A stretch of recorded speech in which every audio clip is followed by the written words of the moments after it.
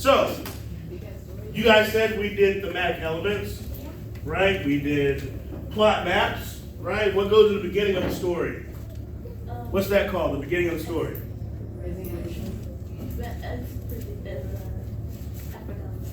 You were exposition, thank you. You started, she finished it. Good job. Exposition, right? What happens in the exposition? The beginning of the story. It's the beginning of the story. We're introduced to what? The Characters. The setting. Also known as a conflict. Very good. Right? We're introduced to that stuff. What happens next? What's the next part of the story called? Rising action. What happens? And let's raise our hands.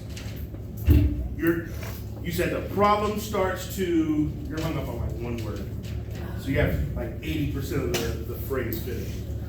The problem starts to develop, right? We start having these little itty bitty clashes, small clash here, small clash there. What happens? What happens to a soda when you shake it up? The pressure starts to build. Are you gonna open it? Yes. Right after you shake it up? Maybe if you're a nihilist and you don't care about anything, but most normal people won't. Because what's gonna happen? It's gonna explode. Now, if we were using, let's continue with the analogy. If we're using that as a way to explain plot map, right? You have the soda. Soda is the characters of the exposition. You shake it up. That's a rising action. When we open it and it explodes, what would that be? Climax. The climax. Very good. What would be the next? What's the next part of that plot map? Falling action. What would be the falling action? When stuff starts to calm down. So in the analogy that we're using with the soda. When this stuff starts to like stop or like come out. So if the climax is us opening it and it's shooting up in the air, then the falling action would be the soda coming down, right? Covering all of our stuff. And then what is the end? What's the end of the plot map? Resolution. So in this context of the soda being shucking up and open, what would the resolution be for that? Cleaning it up. Very good. So the resolution is when we clean up all the stuff the characters have to deal with the consequences of their action. Very good. Now, how does knowing all of this help us with writing? How does it help us with writing? You understand the steps. So you understand that at the beginning of the story, we shouldn't have the the protagonist and the antagonist clashing in the beginning of the story. Why? Why does that not make sense? Yeah, we don't even know who the characters are. We just see two people fighting. I don't know if one person's important, the other's just a side character. I don't know if this is just an introduction to his bad day. I don't understand anything. It disorients the reader. Okay? Who knows what the word disorient means? You're confused. You don't understand what's going on. When you first wake up in the morning, someone cuts the lights on, hey, get up, it's time to go to school. That's what you are when you don't understand the proper points in the story. Okay? So, understanding this helps you guys because now you understand in your story there needs to be a beginning, a middle, and an end. Okay? Very, very good. So, what we're working on is this, and I have to change the board. But, ELA, GSE 7W3, what does that mean? English Language Arts, Georgia Standards of Excellence. State of Georgia tells me I got to teach you all this. Standard 7, writing 3. Okay? So writing comes with 3 standards. The first standard, if I'm not mistaken, would be writing an argumentative text. Writing standard number 2 is writing an informational text. You're going to teach me something. Writing standard number 3 is a fictional narrative. So what it really says is write narratives to develop real or imagined experiences or events using effective techniques, relevant descriptive details, and well-structured event sequences. Mr. Joyner, what does all that garbage mean? Well, what it means is you'll be able to write a narrative paper, a story. It can be based on what really happened to you this morning when I woke up, or it could be an imaginary one. What's an imaginary?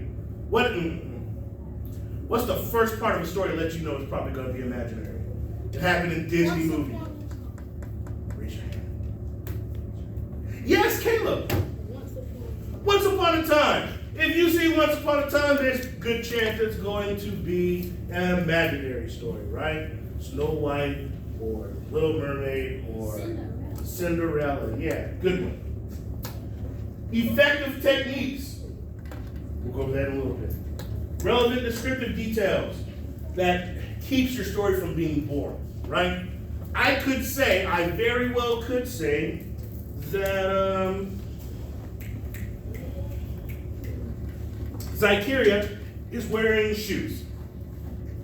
Is that accurate? Yes. It's very accurate. Is it very exciting? No, it's boring. So tell me which one is better. Zykeria is wearing green, black, and white shoes, or, and this might not be true, but just roll with it, all right? Zykeria is wearing custom-made black, white, and green dunks that she stood in line and waited for at the New York Foot Locker overnight. Which one's more exciting? The second one. Because why? Why is that one more exciting? Give you more details. You can close your eyes and see the shoes because I gave you those descriptions. And that's how it should be with your writing. I need those details. Otherwise, it's a boring story. We don't want boring stories. The second one we are concerned with today is engage and orient the reader by establishing context and point of view in introducing a narrator and or characters. Organize an event sequence that unfolds naturally and logically. So what does that mean? That means you're going to give us the basics of the story. And we're going to be able to understand, at least be able to track who's in the story, why they matter, where the story is located, and what's the conflict, okay? Point of view. We have first person point of view. What are the pronouns for first person point of view? I. And me. Good job. And we. Very good. And us. Very good. Then we have second person point of view. What's the pronouns used for that one? You. Very good. Where will we see those second person point of view?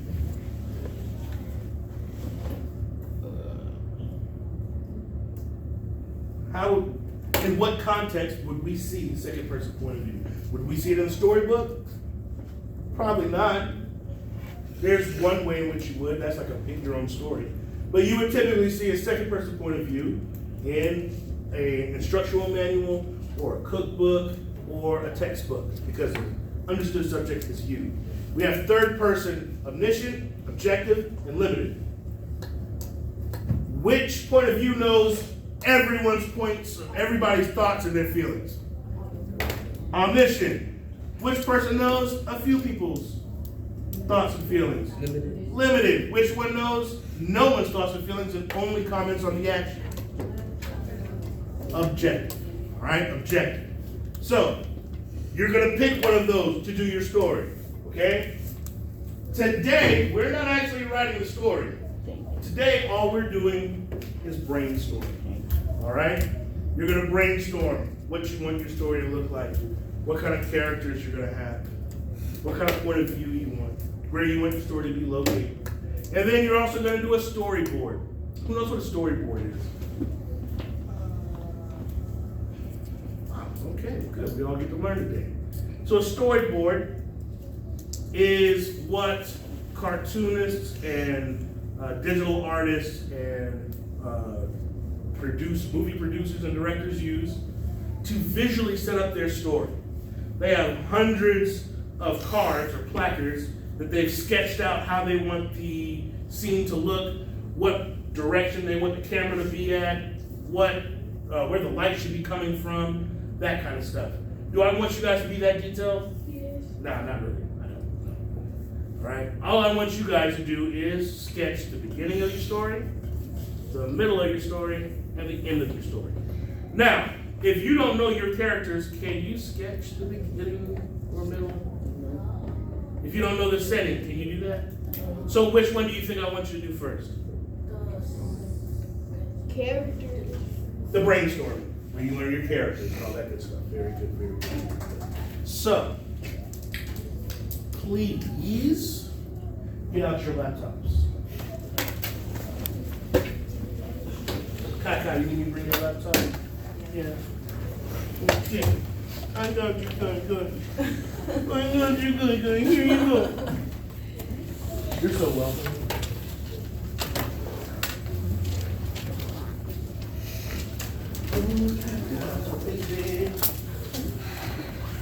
Oh, Kaka.